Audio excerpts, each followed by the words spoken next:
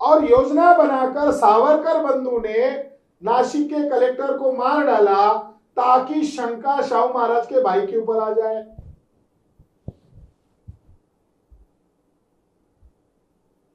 और आखिर में प्रोफेसर तोपखाने के सामने तिलक ने ये जाहिर तौर पर कहा था कि शाहू महाराज ब्राह्मणेतर लोगों को, बहुजन समाज के लोगों को जगाने का, उनको शिक्षा का अधिकार देने का और ब्राह्मणवाद के खिलाफ उनको संगठित करने का अभियान अगर त्यागते नहीं है तो जैसा हम लोगों ने रैंड और जैक्सन का मर्डर किया उसी तर्ज पर हम शाहू महाराज का भी मर्डर करेंगे। तो ये टेररिस्ट ग्रुप है। तो जिन ब्राह्मणों को ब्राह्मण रत्न कहा जा रहा है, ये ब्राह्मणेतर आंदोलन को रोकने के लिए हिंसा अभियान का इस्तेमाल किया और चिरोल रिपोर्ट के आधार पर ही बाल गंगाधर तिलक को जेल में डाला गया था। मंडाले जेल में क्यों डाला गया था? और जो चिरोल रिपोर्ट है उस रिपोर्ट को शाहू छत्रपति महाराज ने, जो कायस्थ प्रोफेसर थे डोंगरे, इनके द्वारा मराठी में तर्जुमा किया, अनुवाद करवाया दोनों खंडों का, और उनको बख्शीश भी दिया डोंगरे साहब को कि आपने उसका अनुवाद सही करवाया। तिलक आतंकवादी थे, महाराष्ट्र में आतंकवादी गतिविधि में शामिल थे, उस रिपोर्ट में दर्ज है। और तिलक ने बंगाल में जाकर वहां भी फसाद करवाने का काम किया और केसरी के द्वारा फसाद कार्य को उकसाया। तो तिलक का जो महती ये लोग गा रहे हैं ये सही नहीं है। तिलक शाहू महाराज के विरोधी थे। इसमें दादा साहेब खापर्डे, एक ब्राह्मण है दादा साहेब खापर्डे, जो तिलक के बाद में रिश्तेदार भी बने, जो मुल्ता अमरावती के थे। दादा साहेब खापर्डे, तिलक और बेलगांव का बेलवी, भोपटकर, ये ब्राह्मण लोगों ने मिलकर शाहू महाराज की हत्या करवाने की योजना बनाई थी। शाहू महाराज का चरित्रानंद इन ब्राह्मणों ने करवाया। अखबारों में शाहू महाराज को गालियां दिया। शाहू महाराज के खिलाफ अलग अलग तरह के षड्यंत्र रचाए। शाहू महाराज को वेदोक्त के नाम पर शूद्र कहकर अपमानित किया। ये जो ब्राह्मण रत्न पुरस्कार, ब्राह्मण रत्न जो किताब प्रकाशित हुआ, राहुल सोलापुरे, ये वो ब्राह्मण आर्टिस्ट है, वहां वो वक्ता था और बड़े गर्व भाव से उस दिन कह रहा था कि ब्राह्मणों को रिजर्वेशन की जरूरत नहीं है और ब्राह्मणों ने कभी दूसरे के हिस्से का खाया नहीं। अरे राहुल सोलापुरे, ईडब्ल्यूएस, जब ये पार्लियामेंट में आरएसएस बीजेपी के लोग उन्हें जोर जबरदस्ती से पारित किया तब तुम कहां मर गए थे? ओबीसी का खाया। ये और राहुल सोलापुरे वो ऐसा आर्टिस्ट है जिसने शाहू महाराज का किरदार अदा किया और फुले शाह अम्बेडकर को उस दिन गालियां दिया।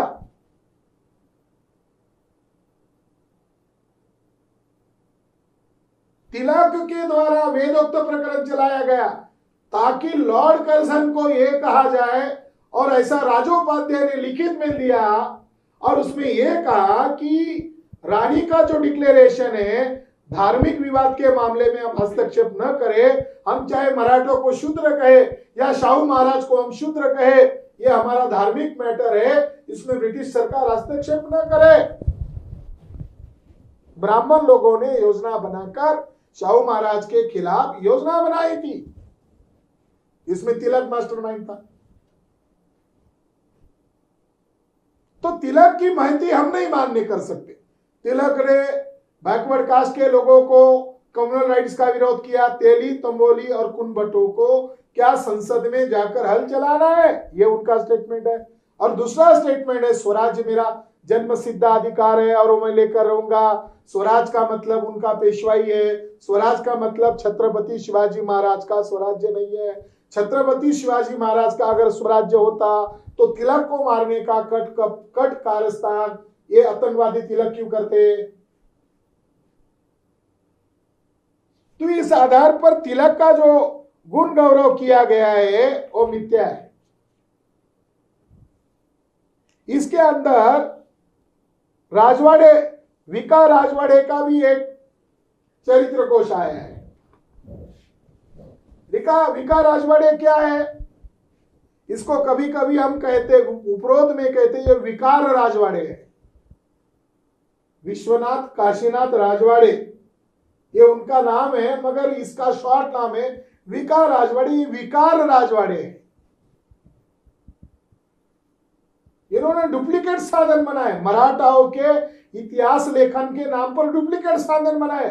और सबसे बड़ा डुप्लीकेट साधन क्या बनाया कि रामदास को शिवाजी महाराज का गुरु बताया, और रामदास छत्रपति शिवाजी महाराज के गुरु है। इसके लिए ढेर सारे बनावट डुप्लीकेट कागजों का निर्माण किया, और जिसको बाद के ब्राह्मणों ने हिस्टोरिकल डॉक्यूमेंट मानकर ये डुप्लीकेट गुरुओं को छत्रपति शिवाजी महाराज का जीवन चरित्र भ्रष्ट करने के लिए, छत्रपति शिवाजी महाराज का ब्राह्मणाइजेशन करने के लिए रामदास का उपयोग किया। मामा देशमुख 88 ईयर के ओल्ड के हैं और बहुजन समाज के सबसे बड़े जाने माने इतिहासकार है। इन्होंने पहली बार सिद्ध किया था। इस पर बड़ा विवाद हुआ था, कोर्ट तक मामला गया था, और पीबी सावंत उस समय वकील थे, बाद में वो जज बने। उन्होंने उनकी केस लड़ी और उसमें ये प्रूव हो गया कि रामदास छत्रपति शिवाजी महाराज का गुरु नहीं है। जस्टिस नलावड़े साहब, इन्होंने भी, हाईकोर्ट के जज है, इन्होंने भी जजमेंट दिया कि रामदास गुरु नहीं है। दादू कोंडदेव गुरु है क्या? ब्राह्मण लोगों की और 2-3 ब्राह्मणेतर लोगों की, 7-8 लोगों की एक कमेटी बनी, और उस कमेटी ने सरकार को रिपोर्ट दिया दादू कोंडदेव शिवाजी महाराज के गुरु है। ऐसा एक भी रिकॉर्ड नहीं मिलता है। तो विका राजवाड़े के द्वारा नंबर 1 काम हुआ, काल्पनिक लोगों को या मिथ्या बातों को हिस्ट्री के तौर पर तवज्जो दिया गया, जो आज रिजेक्ट हो गई। दूसरी उसकी बहुत बड़ी गलती वो ये है कि ज्ञानेश्वर के द्वारा जो ज्ञानेश्वरी का पोथी लिखा गया, जिसको मराठी में बाढ़ कहते हैं, उसका हस्तलिखित कॉपी उपलब्ध था, और उसको खोजबीन में वो कॉपी मिल गया था, और उसका एक बायोग्राफी उसके एक अनुयायी ने लिखा है, और उसके ऑथेंटिक बायोग्राफी में यह बात का जिक्र है कि राजवाड़े के पास जब वो कॉपी है, ऐसा उसके स्पर्धक ब्राह्मण, चाहे वो हनापटे, और हनापटे का भी यह जिक्र है, वो शायद वो उसको मिला, और जब उसको पता चला कि मेरा स्पर्धक दुश्मन को ये जानकारी मिली, तो उसने गुस्से से आकर उसकी कॉपी को दिखाया, और थोड़ी देर में वो ज्ञानेश्वरी की कॉपी ली, और जो खिचड़ी पकाने के लिए, चावल पकाने के लिए जो चूल्हा लगाया था, उस चूल्हे में जाकर वो डाल दी। पुराना कागजात था, आधे से ज्यादा जल गई, और वो ब्राह्मण वहां चला गया, उसने उसको निकाला, और बाद में उसने कहा कि आपने ये क्यों किया?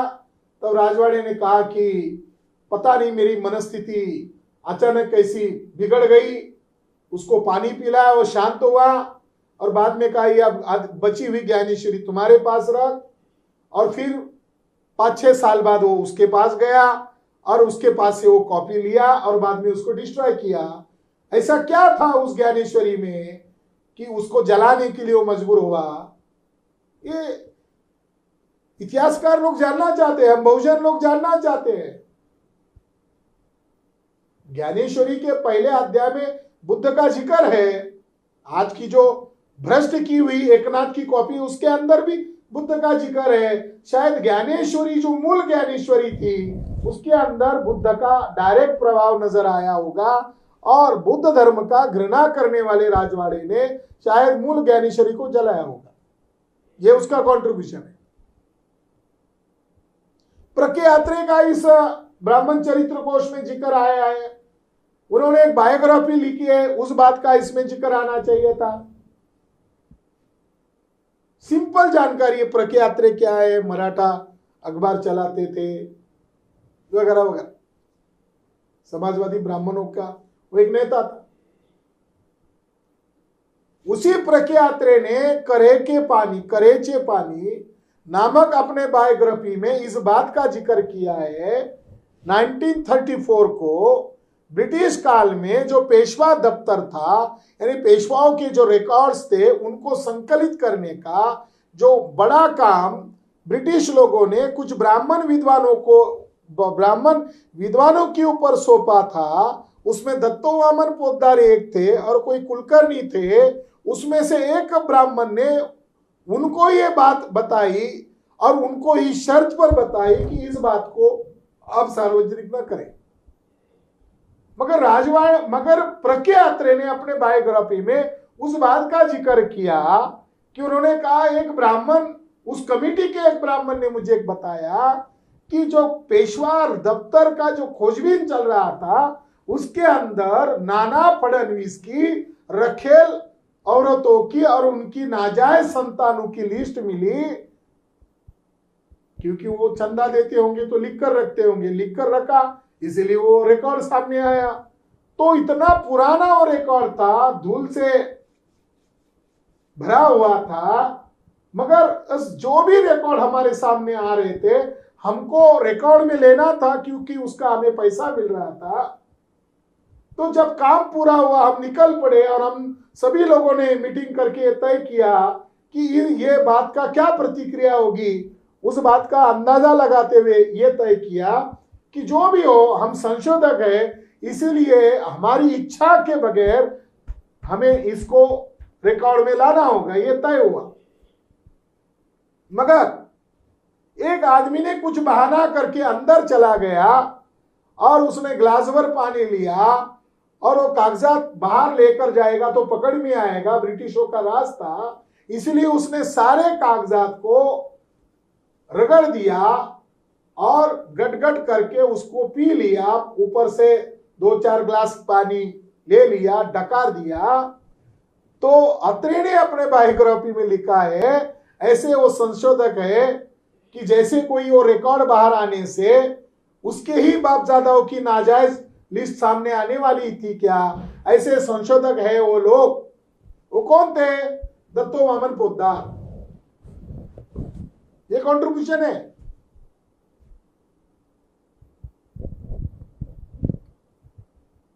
तो कई ब्राह्मण हैं जिसमें इसमें जिक्र आया है और उन ब्राह्मणों का योगदान क्या है। जैसे एक बम पुरंदरे का इसमें जिक्र आया है, बलवंत पुरंदरे, ये आरएसएस के पूर्णकालीन प्रचारक थे। इनको लिखना था पेशवाओं का चरित्र, मगर आरएसएस के लोगों ने कहा पेशवाओं का चरित्र लिखोगे तो चित्पावन ब्राह्मणों को गौरव लगेगा, मगर मराठा लोगों को, ओबीसी लोगों को, बैकवर्ड कास्ट के लोगों को आरएसएस में अगर घसीटना है, ब्राह्मणवाद को पुनर्जीवित करने के काम पर लगाना है, तो छत्रपति शिवाजी महाराज का जीवन चरित्र लिखो। ये जीवन चरित्र बम पुरंदरे के द्वारा लिखा गया और उस जीवन चरित्र में दादू कोंडदेव का महानता दिखाई गई है। दादू कोंडदेव की तारीफ पर तारीफ दिखाई गई है और इतनी तारीफ की गई, ऐसे शब्दों का प्रयोग किया गया, उन शब्दों का ही प्रयोग जेम्स लेन की किताब में ट्रांसलेट के तौर पर इस्तेमाल किया। दादू कोंडदेव को गुरु दिखाया और भांडारकर से जुड़े हुए ये भी ब्राह्मण थे, भांडारकर ओरिएंटल रिसर्च इंस्टीट्यूट, वो जो बदमाश ब्राह्मणों का ग्रुप था, उन बदमाश ब्राह्मणों के ग्रुप ने बमो पुरंदरे के जीवन चरित्र से संदर्भ को आधार बनाकर जेम्स लेन की किताब लिखी गई, माइंड पुरंदरे का था, और उस किताब में शहाजी राजा भोसले को छत्रपति शिवाजी महाराज का पिताजी दिखाने के बजाय ब्राह्मण दादू कोंडदेव को बायोलॉजिकल फादर यानी नैसर्गिक पिता दिखाया है। उसमें मां साहब जिजाऊ का चरित्रानंद किया गया, छत्रपति शिवाजी महाराज का चरित्रानंद किया गया। जेम्स लेन की किताब में शहाजी राजे भोसले का चरित्रानंद किया गया। छत्रपति शिवाजी महाराज का कार्य कर्तृत्व का वर्णन क्या किया गया कि जीजाबाई ये त्यागी हुई महिला थी, छोड़ी हुई महिला थी, और अपनी दुखी माता को खुश रखने के लिए शिवाजी महाराज शौर्य दिखा रहे थे। यानी शाहजी राजा के द्वारा जीजाबाई दुखित थी और शाहजी राजा को हराने के लिए या शाहजी राजा को कम दिखाने के लिए शिवाजी जो शौर्यता दिखा रहे थे। क्या बात है, कौन सा इतिहास है? यही वो पुरंदरे था, उसने ही जेम्स लेन के किताब का प्रचार किया, सोलापुर के भाषण में कहा, अखबारों में छपकर आया है कि यह किताब हर एक व्यक्ति को रखना चाहिए, पढ़ना चाहिए, बहुत अच्छा चरित्र है, अंग्रेजी में लिखा हुआ है। वाला मंजूर अभी जिंदा है, भांडारकर का ब्राह्मण, उसने भी एक किताब लिखी है, मेरे परदेशी दोस्त, उसके अंदर जेम्स लेन का एक चैप्टर है। और यही भांडारकर ब्राह्मणों ने हाईकोर्ट और सुप्रीम कोर्ट में जाकर इस किताब पर से पाबंदी हटाई 2006 और 2009 में, और आरएसएस के वाजपेयी और आरएसएस के संगठन ने भांडारकर संस्था को प्रोटेक्शन किया और 2006 में केंद्रीय बजट से 6 करोड़ रुपए भांडारकर संस्था को देने में मदद किया। आरएसएस का प्रचारक पुरंदरे, आरएसएस के ब्राह्मणों ने छत्रपति शिवाजी महाराज का चरित्रानंद किया और आरएसएस के केंद्रीय स्तर के ब्राह्मण लोगों ने भांडारकर संस्था का प्रोटेक्शन किया। ये इस बात का सबूत है कि आरएसएस के लोगों ने संगठित रूप से शिव चरित्र के नाम पर अंतरराष्ट्रीय स्तर पर छत्रपति शिवाजी महाराज का चरित्रानंद किया।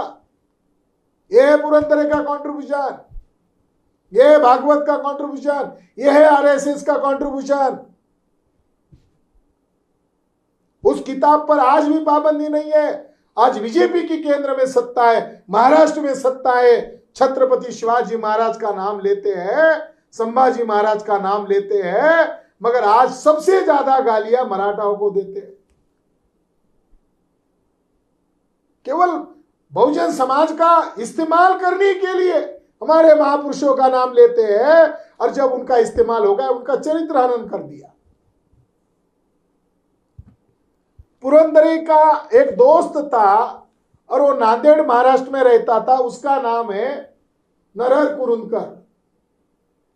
नरहर कुरुंद के ऊपर मैंने पीएचडी किया है। नरहर कुरुंदकर के माइंड को मैं भली भांति जानता हूं। नरहर कुरुंदकर नामक ब्राह्मण इतना षड्यंत्रकारी ब्राह्मण था कि शिवाजी सावंत को आगे करके कादंबरी लिखा, नॉवेल लिखा, जो महाराष्ट्र में सबसे ज्यादा सेलिंग करने वाली, सबसे ज्यादा विक्रमी यानी सबसे ज्यादा बुक सेलर किताब नॉवेल माना जाता है। उस किताब की प्रस्तावना कुरुंदकर ने लिखी और उस नॉवेल को कैसा लिखा जाना चाहिए, उसकी थीम क्या होनी चाहिए, लगभग 2 साल 2.5 साल वो लेखक के साथ बैठकर ये नॉवेल लिखा गया, जो ब्राह्मणीकरण करने के लिए लिखा गया। ये नॉवेल क्यों लिखा गया? वासी बेंद्रे के द्वारा असली संभाजी महाराज का जीवन चरित्र आया, जिसमें संभाजी महाराज नायक है और ब्राह्मण पेशवा खलनायक है, छत्रपति शिवाजी महाराज नायक है, ब्राह्मण पेशवा खलनायक है। इसको काउंटर करने के लिए मराठी में नॉवेल लिखी गई और कानेटकर नामक ब्राह्मण ने नाटक लिखा, रायगढ़ला जेव्हा जाग येते, यानी रायगढ़ जब जग जाता है, ऐसा नाटक लिखा गया। और उस नाटक और नॉवेल के जरिए से जो वासी बेंद्रे के द्वारा वास्तविक इतिहास सामने आ रहा था, उसके ऊपर पर्दा डालने के लिए ये नॉवेल का इस्तेमाल किया। पुरंदरे के साथ इनका पत्राचार होता था। पुरंदरे के दोस्त थे कुरुंदकर, ये समाजवादी ब्राह्मण थे। इस ब्राह्मण रत्न में केवल आरएसएस के ब्राह्मणों का संक्षिप्त जीवन चरित्र नहीं दिया, कम्युनिस्ट ब्राह्मण, समाजवादी ब्राह्मण भी इसके अंदर है। यानी आज जो अलग अलग विचारधारा के लोग नजर आते हैं, कम्युनिस्ट वाले आरएसएस के ऊपर बोलते, आरएसएस वाले कम्युनिस्ट के ऊपर बोलते, कांग्रेस के ऊपर बोलते, ये सारे एक ही है।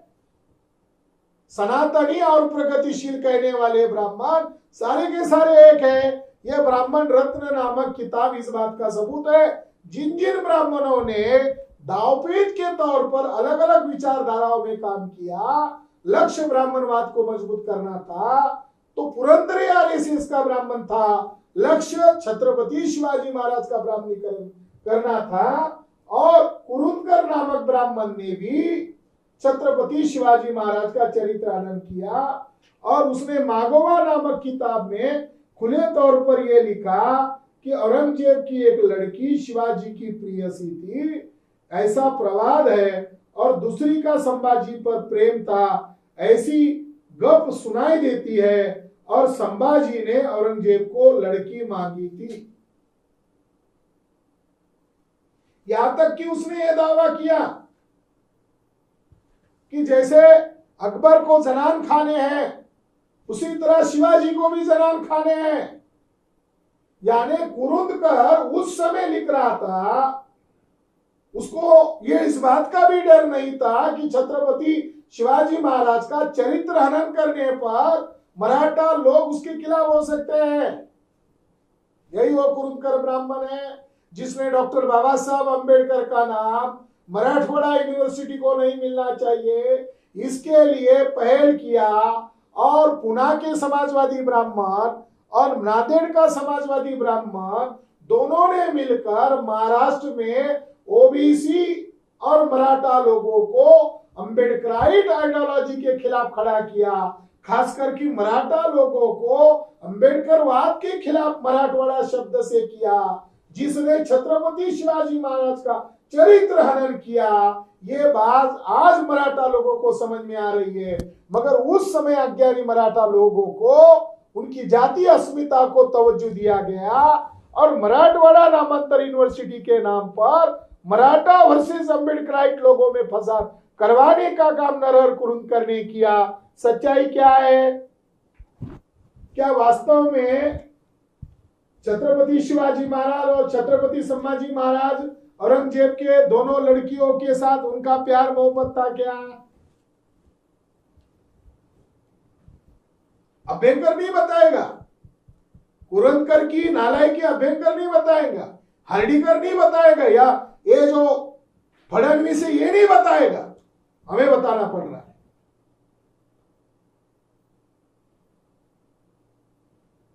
उन्नीस 1915 में भारत इतिहास संशोधन मंडल का एक अंक पब्लिश हुआ, और उसमें संभाजी और जेबू निसा नामक एक आर्टिकल पीएन पटवर्धन के द्वारा लिखा गया।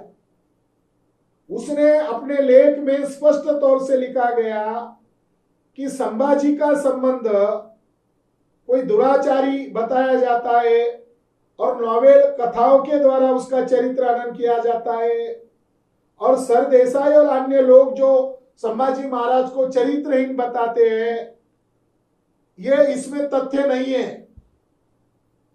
और प्रोफेसर यदुनाथ सरकार का मॉडर्न रिव्यू में 1916 के जनवरी के अंक में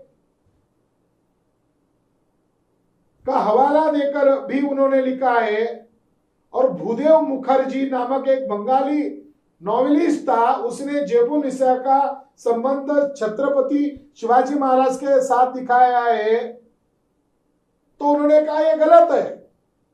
और पटवर्धन ने 1915 में भारत इतिहास संशोधन मंडल के आर्टिकल में पेज नंबर 145 पर लिखा है कि जेबू निसा यह सन 1681 के बाद तक दक्षिण में कभी आई ही नहीं थी, और उसका संबंध 1689 या उसके पहले संभाजी के साथ था, ऐसा कोई रिकॉर्ड उपलब्ध नहीं है।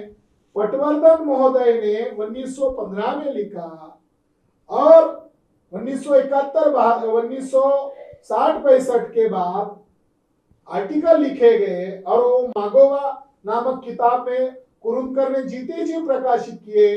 पुणे का देशमुख कंपनी इसको प्रकाशित करते, आज भी करते हैं, तो आज भी उस प्रकाशन पर बैन करनी चाहिए जिसमें छत्रपति शिवाजी महाराज और छत्रपति संभाजी महाराज का संबंध औरंगजेब की दोनों लड़कियों के साथ दिखाया जाता है। क्या उनको मालूम नहीं था क्या कुरुंदकर को? भारत इतिहास संशोधन के इतिहासकार, ब्राह्मण इतिहासकार पटवर्धन ने इस बात को खुलासा किया है कि जोगू निस्सा जिंदगी भर महाराष्ट्र में कदम नहीं रखा था। अरे जब मिले ही नहीं तो उनका प्यार मोहब्बत कहां से हुआ? यही लाइन है मनोहर भिड़े एक बोटे संभाजी महाराज को धर्मवीर कहते हैं, और बखर जो गलत ब्राह्मणों के माइंड में जो बहुत देर बाद लिखी गई काल्पनिक बखर साहित्य है, इसके अंदर यह दावा किया गया कि औरंगजेब संभाजी महाराज को ऑफर करते हैं कि अगर मेरे बेटी से प्यार मोहब्बत करते हो तो निकाह करना चाहिए, और निकाह की पूर्व शर्त है धर्मांतर करना। बहुत बड़ा इतिहासकार है सेतु माधव पगड़ी, इन्होंने अपने लेखन में हिस्टोरिकल आधार पर यह सिद्ध किया है या मान्य किया है, ब्राह्मण लोग है वही कह रहा है कि संभाजी महाराज को धर्मांतर का प्रस्ताव नहीं दिया था औरंगजेब ने। औरंगजेब ने केवल दो ही चीज पूछी थी कि तुम्हारे पास कितनी धन दौलत है, कितना आर्मी है, और हमारे मुगल लोगों में से कौन कौन से सरदार या कौन कौन से व्यक्ति संभाजी महाराज तुम्हारे साथ जुड़े हुए हैं, इसकी जानकारी मांगी थी। ये बात सेतु माधव पगड़ी ने मान्य की है। संभाजी महाराज को धर्मांतर का ऑफर दिया था, ये बात डिनाय की है सेतु माधव पगड़ी ने। वासीवेंद्र ने प्रमाण के आधार पर सिद्ध किया है। वासीवेंद्र ने संभाजी महाराज चरित्रवान थे, संभाजी महाराज साहित्यकार थे, और संभाजी महाराज का संबंध चरित्र हनन करने का काम जिन ब्राह्मणों ने किया उसमें कुरुंदकर है, पुरंदर है, और ये देशमुख एंड देशमुख कंपनी पुणे की सदाशिव पेट की कंपनी ये धंधा कर रहा है हमारे महापुरुषों का चरित्र हनन करने के। इसके अंदर और एक ब्राह्मण है भालजी पेंडारकर, भालजी पेंडारकर कोल्हापुर का ब्राह्मण है। उसने फिल्म बनाए मोहित्यांची मंजुळा, थोरातांची कमळा। साथियों, ये भालजी पेंडारकर आरएसएस का वर्कर था। सुधीर फड़के इसमें लिखा हुआ है, भावगीत गाने वाला सुधीर फड़के ये भी आरएसएस का है। लता मंगेशकर ये भी आरएसएस की वर्कर है। खानदानी पूरा मंगेशकर फैमिली आरएसएस के वर्कर है। उसी तरह भालजी पेंडारकर जो फिल्म इंडस्ट्री का आर्टिस्ट था और कोल्हापुर में उसने थिएटर बनाया था और उसने 2 फिल्म बनाए थे जिसके अंदर थोरातांची कमळा और मोहित्यांची कमळा, थोरातांची कमळा, ये जो 2 फिल्म बनाए मोहित्यांची मंजुळा और थोरातांची कमळा, ये इरिलेवेंट है, अनैतिहासिक है। संभाजी महाराज का उन कथाओं के साथ कोई संबंध नहीं है, मगर थिएटर पर फिल्मों में संभाजी महाराज शादी हो रही लड़की को सब शादी के मंडप से भगा रहे, ऐसा चरित्र लिखा हुआ है। और वहां डायलॉग लिख रहे पंडित जी संभाजी महाराज को और शिवाजी महाराज को गाली दे रहे, और उसकी फिल्म गाए, उस फिल्म के गाने गाए मंगेशकर फैमिली ने। आज भी गाने सुनते हैं, और वो वीडियो आज भी यूट्यूब पर अवेलेबल है जिसमें संभाजी महाराज का चरित्र हनन किया गया है, और वो कमला और मंजुला कभी थी ही नहीं। उस भालजी